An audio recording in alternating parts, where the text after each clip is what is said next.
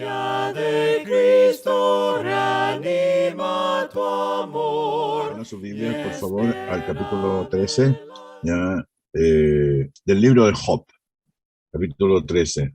Vamos entonces durante unos 45 minutos, un poco más o menos, a estudiar de la palabra del Señor.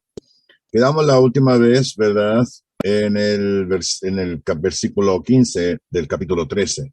Quiero que leamos juntos, por favor, el capítulo 13, verso 12, cuando Job defiende la condición que él está y defiende su integridad moral y espiritual. Y él le dice a sus amigos, le dice, vuestras máximas, verso 12, capítulo 13, verso 12 de Job. Vuestras máximas son refranes de ceniza y vuestros baluartes son baluartes de lodo. O sea, no sirven, ¿verdad? No sirven. No son contundentes, no son como una roca, no son como algo fuerte, grande. ¿Ya? Y él concluye y dice, he aquí, aunque él me matare, en él esperaré, y no obstante, defenderé delante de él mis caminos. Él no pierde la integridad, no atribuye despropósito alguno a Dios. Y lo importante es que a pesar de su condición terrible, miserable, desde el punto de vista físico, desde el punto de vista emocional, ¿verdad? Desde el punto de vista de la familia, perdió todos sus hijos, sus hijas, perdió todos sus bienes, y más encima con una enfermedad purulenta, ¿verdad?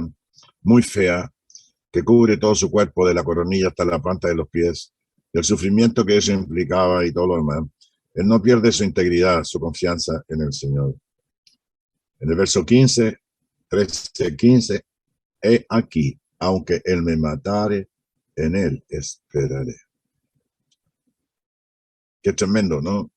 A veces nosotros tenemos de todo y tenemos buena salud y no nos va mal y tenemos que parar la olla y pagar las cuentas y todas esas cosas. Y aún así, ¿verdad? Estamos tristes. No, tenemos que estar contentos que tenemos vida y que pedir al Señor que nos dé la sabiduría y la capacidad para revertir lo que estamos viviendo. A veces nosotros mismos somos culpables de nuestra propia condición. Dice, y dice que hay un texto que alguien me lo busque, por favor, ahí, en este momento, que lo tengo por ahí marcado, pero dice que el impío hace toda clase de fechoría y después contra el Señor se queja su alma. Proverbios 19:3. Justamente, aquí lo tengo ya, 19:3, sí. Lo tengo marcado yo con tinta y qué sé yo, etc. 19:3. Le tengo como título yo, echamos la culpa a Dios de nuestros pecados. Dice, la insensatez del hombre tuerce su camino y luego contra el Señor se irrita su corazón. Y así la gente siempre trata de ser responsable a Dios de lo que pasa, de la conducta de la gente, de la policía, del gobierno. Nunca nos hacemos responsables de la familia, del Estado, del trabajo, de mi patrón, de mi empresa, en fin, le echamos la culpa a Dios, ¿verdad? Le echamos la culpa, tratamos de ser responsables a Dios. Ellos en su insensatez y desfachatez, ¿verdad? Después dicen, le echan la culpa a Dios. Y no es así. Tenemos que hacernos responsables. Y esa es la razón por qué esta sociedad está completamente confundida, está totalmente, digamos, no solamente confundida, sino que perdidos, ¿ya? Torce su camino. El hombre insensato, el que no razona, el que no piensa, el que no ve las consecuencias. Y le echamos la culpa al Señor. Proverbios 19:3. Y luego, contra el Señor se irrita su corazón. Qué tremendo, ¿no? O sea, es una cosa, y nosotros le decimos a la gente, yo le digo a todos los que me quieren escuchar, mira, la insensatez del hombre tuerce su camino y sufre las consecuencias, pues, y todo.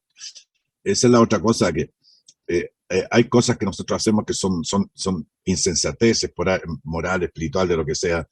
Bueno, y vamos a tener que sufrir, y después le llaman, ay, ¿por qué, Señor? No. Ya está bueno ya que la gente se haga responsable de una vez, ¿verdad? Y responda a cuál es su responsabilidad moral espiritual delante del Señor. Entonces terminamos con el verso 15 del verso 13, capítulo 13. Entonces ahora vamos a comenzar ya en el versículo, vamos a versículo 19, capítulo 13 del libro de Job, versículo 19. ¿Quién es que contenderá contigo? Hay la gente que se pone a pelear con el Señor. Porque si ahora yo callara, moriría. A lo menos dos cosas no hagas conmigo. Entonces no me esconderé de tu rostro. Dos cosas. ¿Y cuáles son esas dos cosas? Versículo 21. A pesar de la condición que él estaba, que era terrible, ya lo expliqué desde el punto de vista emocional, psicológico, desde el punto de vista económico, desde el punto de la salud, está en una condición terrible. ¿Qué dice el capítulo 13, versículo 21 de Job? Dos cosas. Solamente. ¿Ya? Dos cosas. Ya, no hagas conmigo. Por ejemplo, aparte de mí tu mano y no me asombre tu terror. Esto puede decir una persona que era íntegra de corazón, era perfecto, recto, temeroso de Dios y apartado del mal. Aparte de mí tu mano y no me asombre tu terror. Llama luego y yo responderé. Y yo hablaré y responderé y respóndeme tú. ¿Cuántas iniquidades y pecados tengo yo? Verso 23. Hazme entender mi transgresión y mi pecado. O sea, él cree, ¿verdad?, que él no ha sido tan malo para merecer todo lo que está pasando. Y de hecho, Dios ha dado un certificado en su palabra de la buena conducta moral, espiritual y del carácter que él tenía. Es decir, que se refiere a él como un hombre santo, apartado del mal, una persona perfecta, temeroso de Dios, obediente a disposición, ¿verdad?, santificado al Señor. Pero él no entiende eso, porque nosotros lo entendemos ahora porque ya no, pero en ese momento era muy difícil, ¿verdad?, admitir tal situación. Él dice, ¿por qué escondes tu rostro y me cuentas por tu enemigo? No era así, al contrario. Lo único que quería el Señor decirle, darle aguante, aguanta Job, aguanta por favor, porque si tú eres fiel, que sé yo voy a hacer lo que pasa contigo. Luego se refiere a él que porque como una hoja que arrebata el viento y qué sé yo, etc. Ahora, el Señor lo que quería era que el hombre, Job, un siervo del Señor, aguantara, ¿verdad? Y aunque él no entendía, era como cuando introduje yo el libro de Job, ¿ya? Hay cosas que no vamos a entender. El libro de Job es una lección muy grande. Y una de las lecciones fundamentales que tiene el libro de Job es que es la prueba de la realidad de nuestra piedad. ¿Se acuerdan que yo lo mencioné? Es la prueba, ¿no es cierto?, de la realidad de nuestra piedad. Dos, conocer a Dios y estar seguro de su amor y estar contento de sufrir, aún sin entender. Y tercero, confiar hasta el final. Lo repito, las tres lecciones fundamentales son: una, prueba de la realidad de nuestra piedad, a ver si somos buenas personas. Segundo, conocer a Dios y estar seguro de su amor y estar contento de sufrir, aún sin entender. Y tercero, confiar hasta el final. No es fácil, no es fácil. Ahora conocemos toda la historia, principio hasta el fin, quién la motivó y quién es el atacante.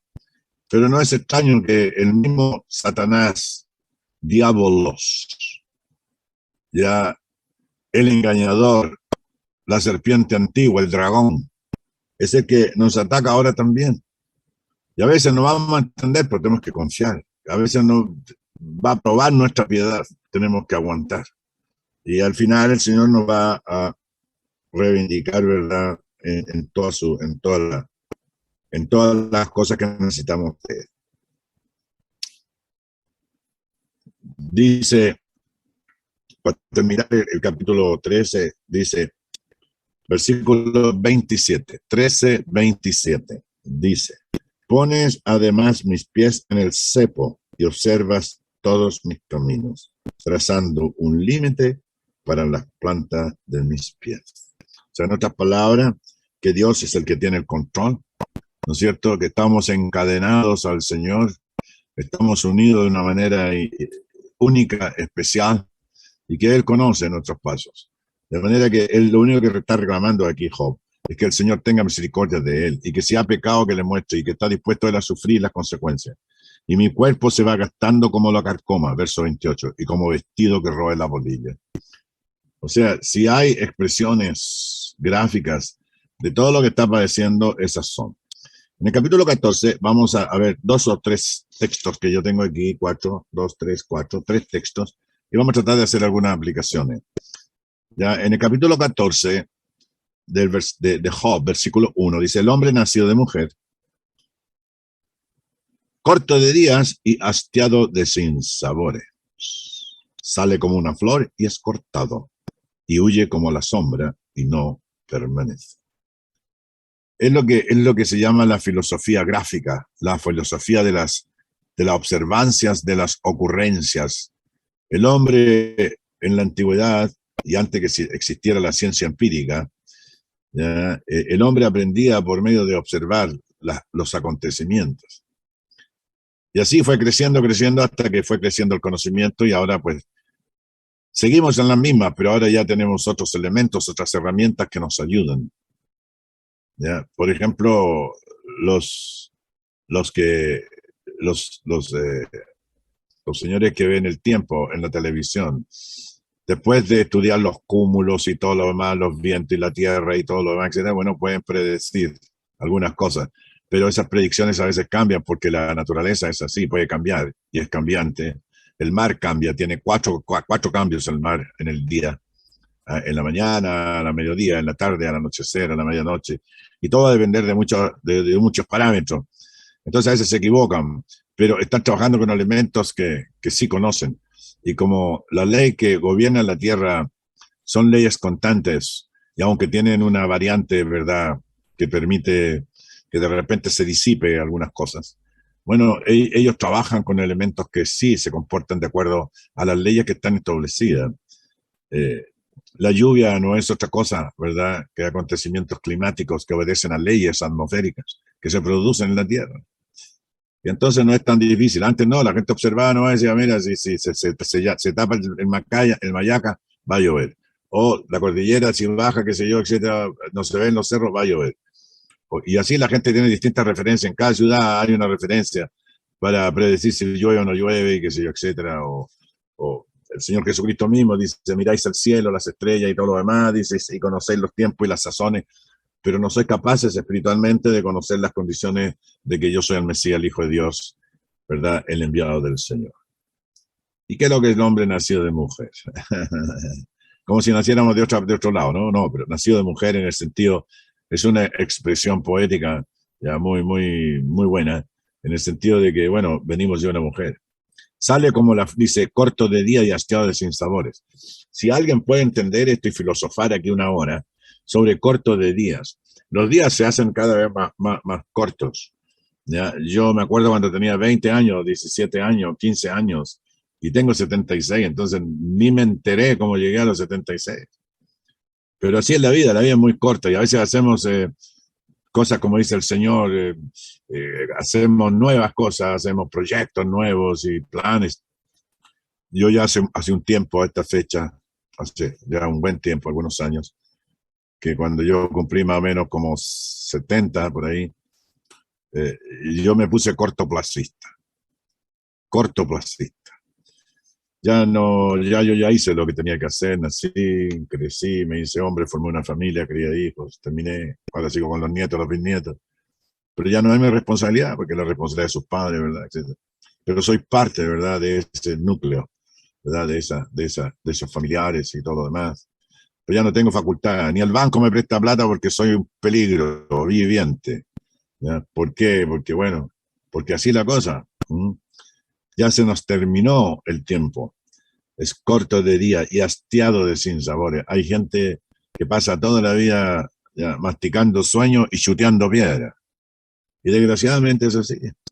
Pero no nos damos cuenta y tenemos que meditar en eso. Sale como una flor y es cortado. Y huye como la sombra. Y no permanece. Miren, en 1 Pedro, ya, el Señor, o sea, Pedro escribe en el capítulo 1, versículo 21, capítulo 1, versículo 24 y 25, dice, porque toda carne es como hierba, y toda la gloria del hombre como la flor de la hierba.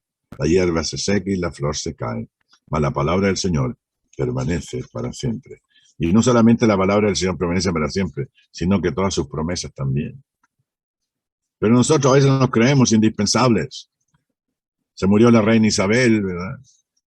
se murió Napoleón, se murió O'Higgins, se murieron todos los próceres, murieron todos los del golpe militar, que se, etcétera, han muerto presidentes y personas, y de repente, falleció solo fulano, que se, etcétera. Toda carne es como hierba, y toda la gloria del hombre es como la flor de la hierba. El otro día me llamaba la atención a mí cómo la gente dice el desierto florido. Cuando tenemos al Espíritu de Dios es como el agua que cae en el desierto, ¿verdad? Y la semilla que está en ellos florece y sale para el propósito por el cual existe. Y nosotros a veces somos como tierra seca, infértil, que ni una gota de lluvia no crece, nada. Pero sí también podemos ser, ¿verdad? Un campo florido de orden espiritual. Cuando el Espíritu del Señor llega a nosotros, ¿verdad? Y esa semilla del Señor que está en nosotros fructifica y da esa planta. Dice, sobre este abres tus ojos y me traes a juicio contigo. ¿Quién hará limpio a lo inmundo? Nadie. Ciertamente sus días están determinados y el número de sus meses está cerca de ti. Te pusiste el límite, de los cuales no pasará. Y si tú lo abandonares, él dejará de ser. Entre tanto deseará como el jornalero su día. Esta es una expresión, es un hebraísmo. Todos los lenguajes tienen, digamos, lo que se llaman refranes o frases culturales. ¿Ya? Yo le pregunto a los jóvenes, ¿verdad? Mi abuelo tenía expresiones, por ejemplo, nos falta un roto por un descosido. ¿Qué es lo que quería decir eso, que nos falta un roto por un descosido? Que siempre hay alguien que encuentra a la pareja, da lo mismo, ¿me entiendes tú? Nos falta un roto por un descosido. Y son expresiones que nacen en la esencia misma de las vivencias, perdón, disculpen, que las personas tienen.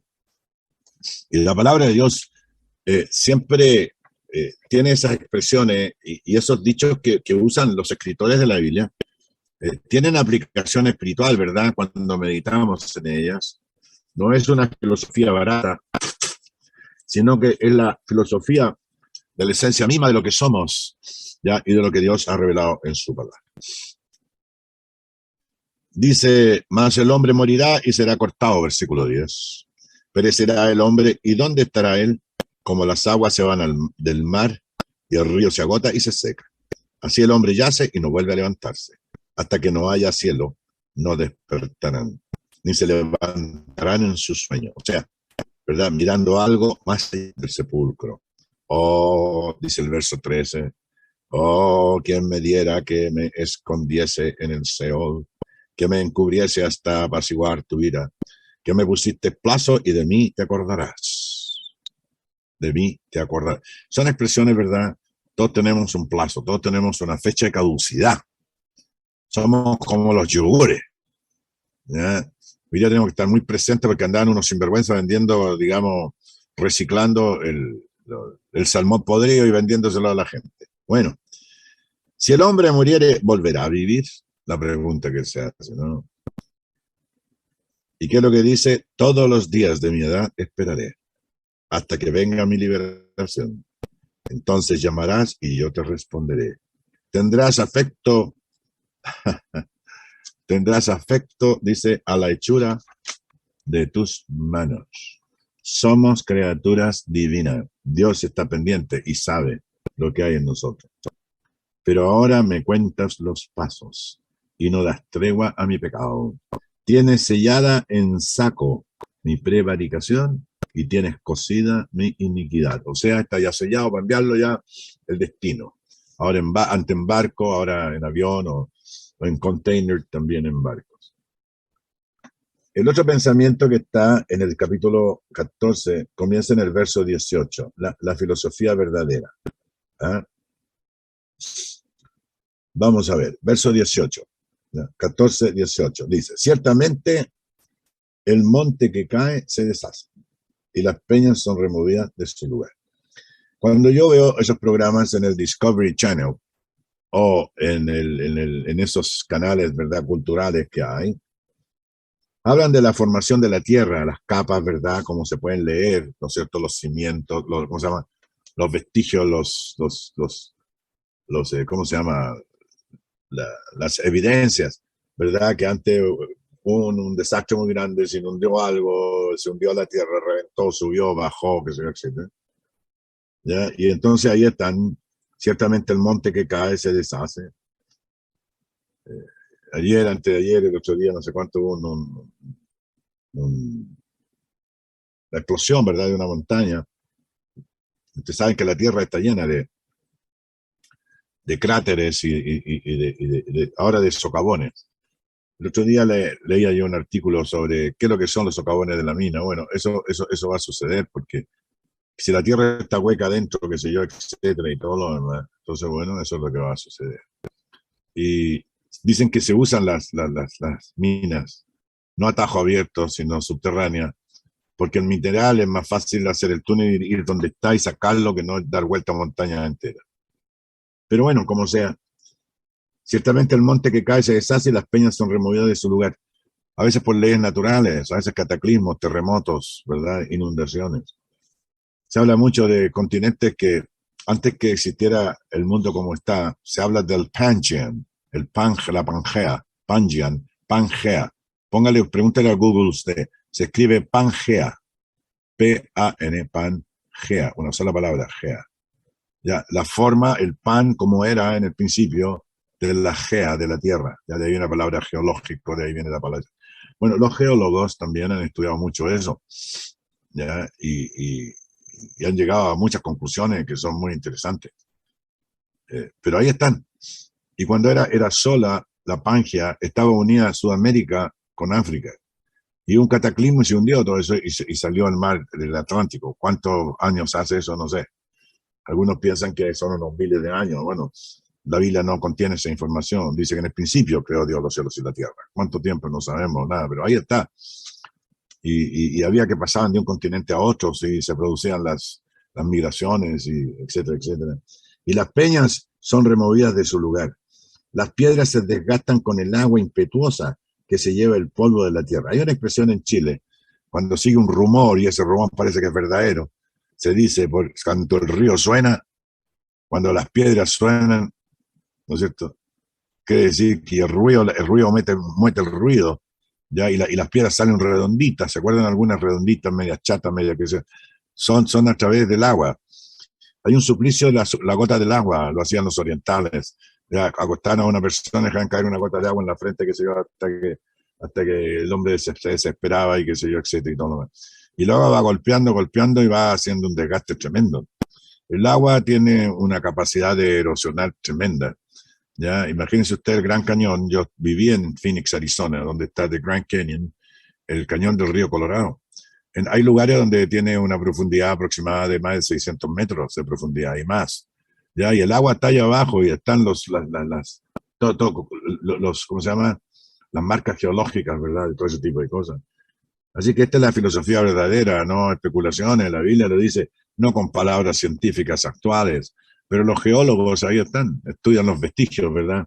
Y las señales que han dejado las erosiones. De igual manera haces tú perecer la esperanza del hombre. O sea, por más que queramos, ¿verdad? Nos desgastamos igual. Aquí yo tengo una nota, dice envejecer. Nos envejecemos porque nos oxidamos. Llega un momento en que ya la cañería ya está toda rota, va a reventar por cualquier lado y ya nos oxidamos y nos arrugamos porque nos oxidamos, nos envejecemos.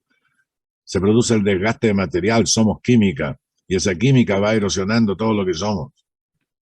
Imagínense cómo será de firme el cuerpo humano que es capaz de derretir la comida que nosotros tenemos en el estómago y lo va haciendo por años. Y el corazón, desde que nacimos, no se para nunca. Es una máquina que no existe en la naturaleza. El hombre no la puede fabricar, siempre tiene que estar refaccionando y todo lo demás.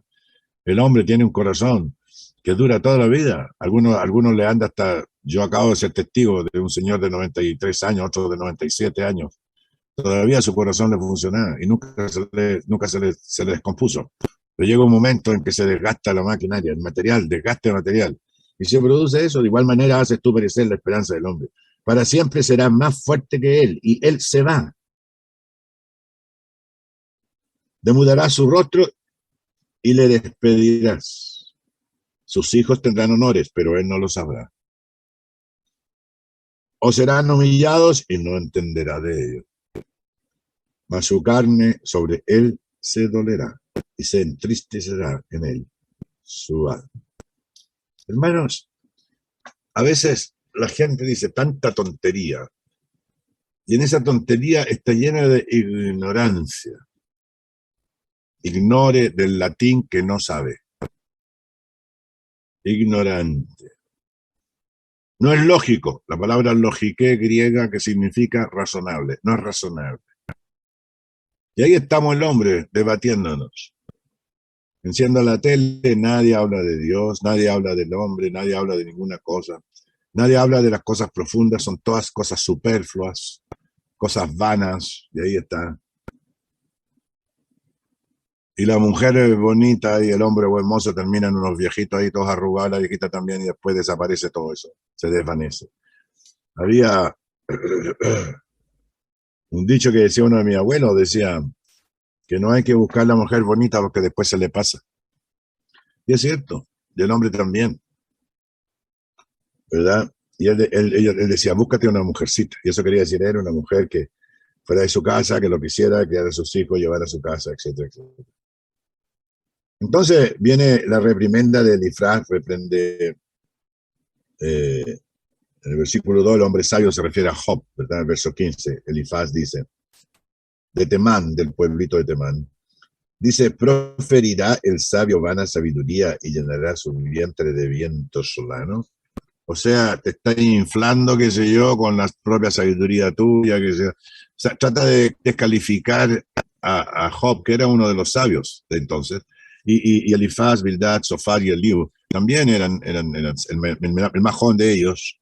Dice, era como un torrente. Yo también tengo algo que decir. Están como los jóvenes, ¿no? Que lo único que quieren que le den cancha, tiro y lao, ¿verdad? Como se dice vulgarmente en el campo, para decir lo que tiene que decir, a ver si los demás le escuchan y le hacen caso.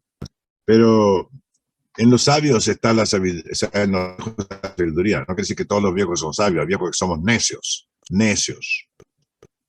ignorantes, soberbios, necios. Pero el que es equilibrado, sí, ahí está la sabiduría. Las canas se enseñan, ¿verdad? Por supuesto que hay gente que tiene canas, pero lo único que tiene canas es lo blanco no va, nada más. Pero de sabiduría muy poco. Y a veces nos portamos como necios, ¿verdad? ¿Por qué? Porque no pensamos, ¿verdad? Como los seres espirituales que somos. Y ahí está el hombre y se debate. Hoy día los jóvenes quieren hacerlo todo, ¿no? ¿Verdad? Bueno, pregúntele a los que tienen experiencia, a los que lo han vivido, a los que lo han experimentado, a aquellos que por sus años, ¿verdad? Sus estudios, su capacidad, pueden decir algo, ¿verdad? Pero los jóvenes no lo hacen. Hubo el caso de un hijo de David, Roboán, de Salomón, Roboán, que escogió el reino y lo dio el reino y no quiso escuchar a los ancianos y puso más impuestos y más impuestos a todos los demás. Y así perdió el reino y fue muy necio. Dice, si mi padre os dio impuestos, yo os daré escorpiones. Y al final, pues no resultó porque no escuchó el consejo de los ancianos. Muchas veces nosotros cometemos muchos errores en todo ámbito de cosas, ¿eh? Porque no escuchamos a los que han tenido la experiencia vivida, etc. Por supuesto que hay viejos necios, habemos viejos necios, pero hay otros que no, que sí son sabios en su propia experiencia y nos pueden enseñar muchas cosas. Dice, disputarás con palabras inútiles y con razones sin provecho. O sea, lo acusa como si fuera un ignorante. No, no es cierto. Tú también disipas el temor. Dice, y menoscaba la oración delante de Dios, porque tu boca declaró tu iniquidad, pues has escogido el hablar de los astutos. Tu boca te condenará y no yo, y tus labios testificarán contra ti. Ahora, hay que tener cuidado. Boca, lengua. Trae la condenación de las personas. La boca es un instrumento muy poderoso, pero al mismo tiempo muy fatal. Dice que la lengua es como un pequeño instrumento, como los barcos que tienen un timón y pueden mover una gran cosa y causar un pequeño fuego, un gran incendio. La lengua es lo más venenoso que hay. Las palabras tienen mucho poder, más poder que las armas, más poder que las riquezas, más poder que la fuerza humana, más poder que la tempestad. Las palabras, ojo con las palabras. Y aquí le dice, ¿no? Una verdad, dice, tu boca te condenará y no yo. y tus labios testificarán contra ti. Pero él no ha dicho nada, ¿verdad?, que pueda testificar contra él. Él está haciendo preguntas, está divagando, está pensando. No está diciendo, no, Señor, que tú eres malo, que porque aquí, allá, que se existe. No, no, no. Lo que pasa es que los amigos vienen y no lo consuelan. Miren el capítulo 16, me voy a saltar un poquito. Capítulo 16, versículo 2. Leamos juntos. Capítulo 16 de Job, versículo 2. Miren lo que dice cuando responde Job. Dice, muchas veces he oído cosas como estas, a que ustedes me están diciendo. ¿Y sabe lo que le dice? Consoladores molestos, soy todos vosotros. Consoladores molestos, soy todos vosotros. Dice en el capítulo 2 del versículo 11, capítulo 2 de Job, versículo 11, dice, ¿a qué vinieron sus amigos? ¿Se acuerdan? Veamos el capítulo 2, no se vayan del capítulo 15 y 16. Capítulo 2, versículo 11 dice, y 3 amigos de Job. Capítulo 2, versículo 11. Y 3 amigos de Job, Elifaz de Temán, Bildad de Suita, de Sud, y Sofar de Naama. Luego que oyeron todo este mal que le había sobrevenido, vinieron cada uno de su lugar, que eran amigos de él, como corresponde, ¿verdad? Juntos para condolerse de él y para consolarle. Condolerse y consolarle. Parecen que 2 palabras son las mismas. Condolerse significa ponerse en el lugar del que sufre y consolarle, encontrar palabras para ayudarle en el sufrimiento que están padeciendo. ¿Y qué les dice en el capítulo 16? Consoladores molestos, sois todos vosotros. ¿Y qué es lo que dice el verso 5? 16:5. Que él esperaba eso de los consoladores, de ellos. Pero yo os alentaría con mis palabras, y la consolación de mis labios apaciguaría vuestro dolor. Y era lo que no hacían. Lo culparon de todo, de sinvergüenza, de que era malo, que aquí estáis sufriendo por todos los pecados que has cometido. Es tremendo. Dice Job, no, yo no haría eso que están haciendo ustedes conmigo. Consoladores molestos sois todos vosotros. Sino que yo os alentaría con mis palabras y os los consolaría de mis labios, apaciguaría vuestro dolor. Pero no, a ellos no les importaba, le estaban dando con tutti, ¿me entiende? El pobre Job. Y ahí el pobre hombre sufriéndola. Le preguntan aquí, tú eres el único que entiende, como dando a entender el verso, ¿naciste tú primero que Adán? No. ¿O fuiste tú formado antes que los collados? Tampoco. ¿Oíste tú el secreto de Dios? Tampoco. Eso es cierto. Y dice, ¿oíste tú ¿oíste tú el secreto de Dios y está limitada a ti la sabiduría? Ahora, ¿eres tú el único que sabe? ¿Tú tienes el único que entiende? No, nosotros también hay algo que decir, dicen ellos. Pero bueno, dijeron muchas cosas, acusaciones que no correspondían y cosas que no tenían por qué haberse dicho al pobre Job. Y mire, Elifaz dice, herid más las palabras. Dice, ¿qué sabes tú que no sepamos? ¿Qué entiendes tú que no se halle en nosotros?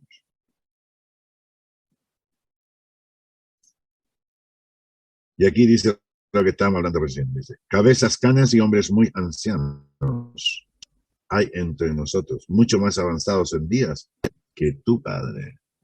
Escucha, hay que escuchar a los viejos. Hay que escuchar a los viejos. No digo a los viejos necios, no. Hay que escuchar a los ancianos, hay que escuchar a las personas mayores. A veces las personas mayores tienen muchas cosas que decirnos y que nos pueden ayudar mucho. Dice en el verso 11, en tan poco tienes la consolación de Dios. ¿Cuál es la edad de la sabiduría? 15:17. 15:17. Escúchame y yo te mostraré, dice. Y no te contaré lo que he visto, lo que los sabios nos contaron de sus padres y no lo encubrieron, y quienes únicamente fue dada la tierra y no pasó extraño por en medio de ellos. O sea, en otras palabras, hay que escuchar a los mayores. a los mayores que conocen la palabra del Señor, a mayores que han vivido una experiencia, ¿ya? Y que van a ayudar en muchas cosas. En el versículo 11, ¿ya?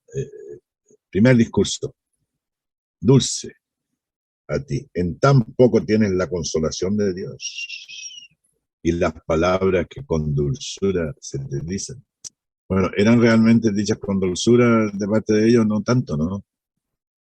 Pero el Señor es así, dice que su palabra es dulce como la miel en el paladar. Pero por los resultados que trae y las produce viles vomitivas, amargas, feas, oscuras. ¡Qué asco! ¿Por qué razón? Porque es así. Versículo 12 dice, ¿por qué tu corazón te aleja y por qué guiñan tus ojos? Para que contra Dios vuelvas tu espíritu y salga de tu boca. Hermanos, indudablemente que Elifaz, Bildad y Zofar no fueron realmente buenos consoladores. Él les dijo, pero yo alentaría con mis palabras, ¿y vosotros qué? La consolación de mis labios apacigua vuestro dolor. Consoladores molestos sois todos vosotros, 16:2. Qué tremendo, ¿no? Y ahora hacen responsable, qué sé yo, a Job.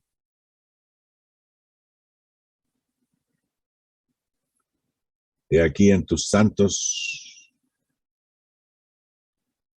no confía, ni aun los cielos son limpios delante de sus ojos. Ay, ay, ay.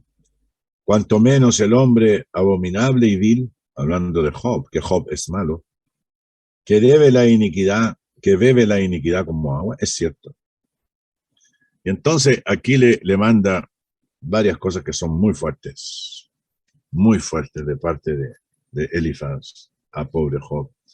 Le dice, escúchame, yo te mostraré y te contaré lo que he visto, lo que los sabios nos contaron de sus padres y no lo encubrieron, a quienes únicamente fue dada la tierra y no pasó extraño por el medio de ella. Eso era cierto, claro, pero ¿era aplicable a la persona de Job? No creo. Se desata un debate entre el concepto filosófico de Dios, las experiencias vividas, ¿verdad? Y la condición de cada uno de ellos. Y la más desgraciada de todo era la condición del pobre Job, que no sabía por qué, pero ahí estaba. Había perdido a su hijo, su mujer ya no lo quería, había perdido todos sus bienes, qué sé yo, una enfermedad fatal, fea, pestilente, terrible. O sea, estamos esperando que se muera. La mujer le dice, ya, maldice a Dios y muérete. ¿Y qué le dice Job? Como cualquier mujer necia has hablado. Todos sus días el impío es atormentado de dolor y el número de sus años está escondido para el violento. Y empiezan a hablar como si eso fueran todas las características y las razones por qué sufre. Estruendo espantoso hay en sus oídos. O sea, los malos siempre, ¿no? En la prosperidad el asolador vendrá sobre él. En el 12:6 le preguntan de Job, ¿acaso él es? Y no cree que volverá de las tinieblas. 14:14. Y descubierto está para la espada. Vaga alrededor tras el pan, diciendo, ¿en dónde está? Sabe que le está preparado día de tinieblas.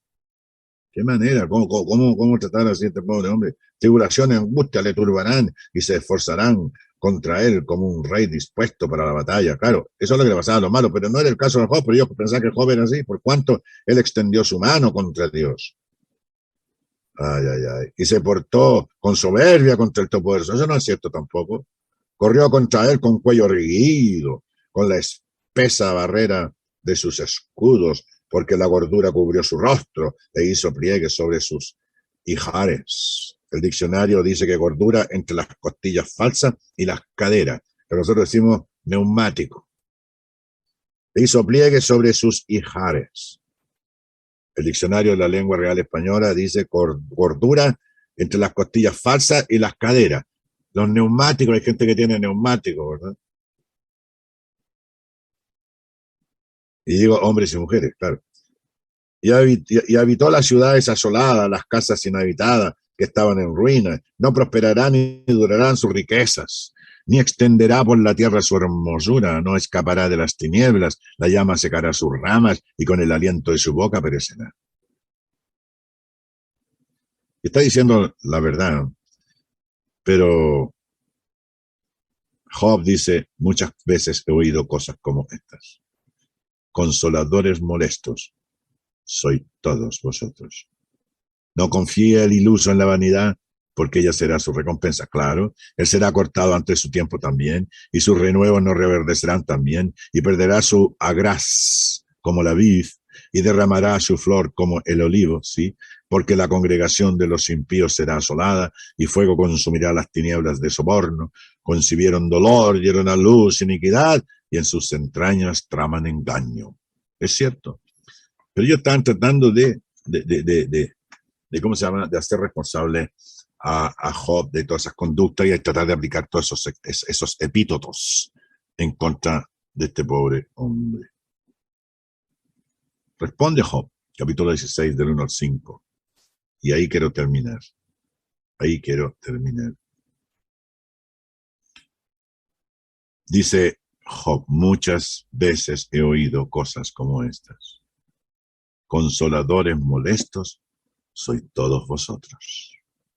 Habían venido para consolarle y condolerse, dice el capítulo 2, verso 11, pero le habían dado duro.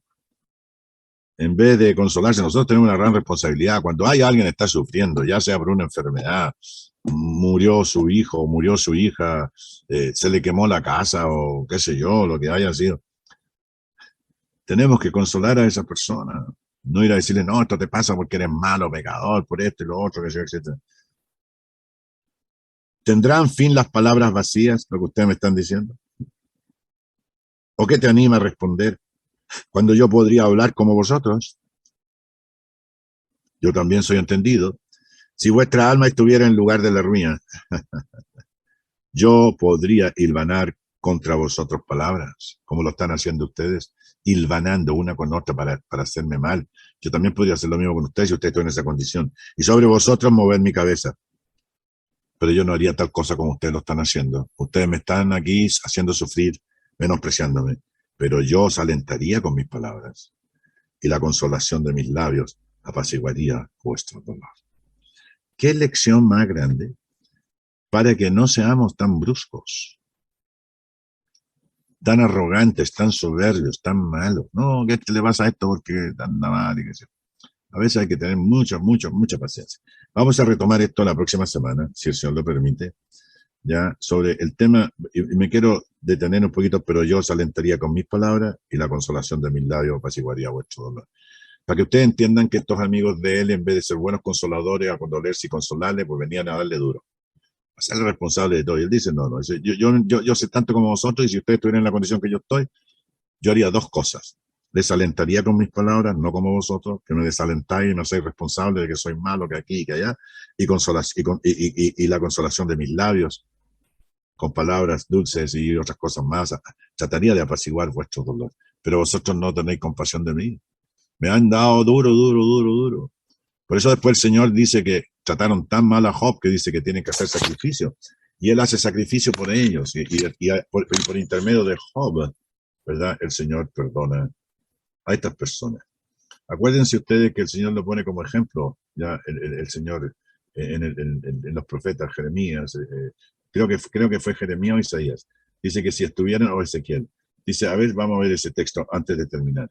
Creo que fue Ezequiel donde dice que si estuviera presente aquí, qué sé yo, para tener compasión de vosotros, estuviera aquí fulano, sutano, qué sé yo, y menciona, a veces me ayudan, creo que está, no sé si está en Ezequiel o está, ok, aquí está, lo tengo, Ezequiel capítulo 14, por favor, ¿quieren leer conmigo?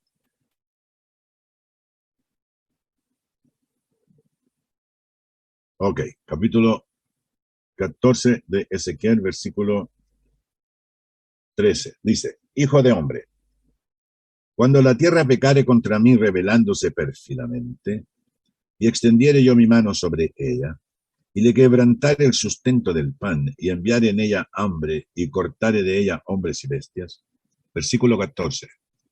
Si estuviesen en medio de ellas estos tres varones, Noé, Daniel y Job, ellos por su justicia librarían únicamente sus propias vidas, dice el Señor.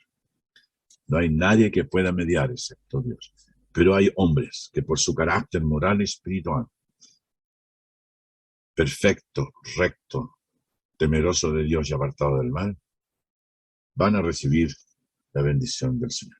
Que Dios los bendiga. Continuaremos la próxima vez que estudiemos Job en el capítulo 16. Ahí vamos a repetir esto mismo un poquito y vamos a agarrar el ritmo otra vez 2, 3 capítulos y hacer 2, 3 expresiones, aplicaciones de la palabra de Dios. ¿Ok? ¿Vale? Muchas gracias. Que el Señor les bendiga.